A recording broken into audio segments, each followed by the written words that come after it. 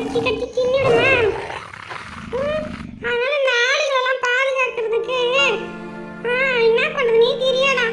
அப்புறமா வந்து ஒரு ஐடியா வந்து நிறைய வேட்டை நாய்கள்லாம் வச்சுக்கோங்களாம். வேட்டை நாய்கள்லாம் வந்து என்ன பண்ணுன்னா ஆடுகள்லாம் மீக்க போச்சுன்னா ஆடுகளை வந்து சாப்பிட போச்சுன்னா பாதுகாப்பா கூட்டிட்டு வீட்டுக்கு ஓடமா. ஆனால் இந்த வேட்டை நாய்களுக்கு வேலை. அதனால அந்த ஆள் வந்து நிறைய வேட்டை நாய்களை வச்சு இந்த ஆடுகளை வந்து மேய்க்க சொல்லி அனுப்பிடுவாராம். அப்படி போய் ஒரு நாள் வந்து மேய்க்கும்போது ஒரு குட்டி ஆடு அப்படியே சொல்லி சொல்லி அப்பா பீச்சு அம்மா பீச்சுலாம் கேட்காம அப்படியே தனியா போய் அதுக்கு போய் சாப்பிட போச்சான். அவங்க அப்பா அம்மா அங்கெல்லாம் போவாங்க, இங்கே சாப்பிட சொல்லுவாங்களாம். அது இல்லை எனக்கு அங்கதான் நிறைய புல்லுலாம் நிறைய நல்லா இருக்குன்னு சொல்லி ஓடி ஓடி போய் தின்னலாம். அப்போ வந்து போகும்போது வழி தவறி போயிடுமா.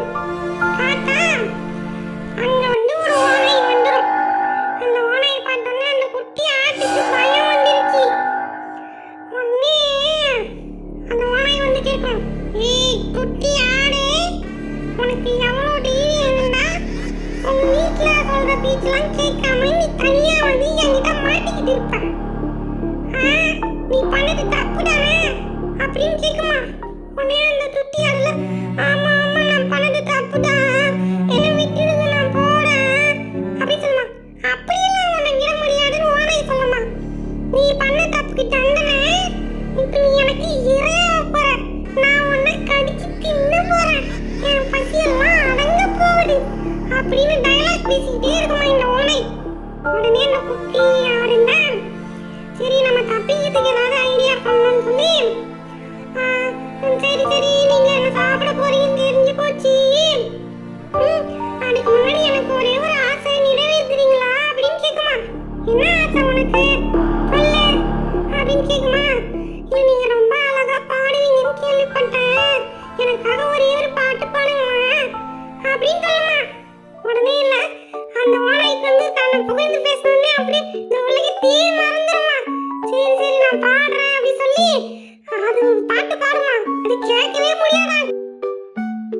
ஆனா வந்து அது வந்து பாடுமா.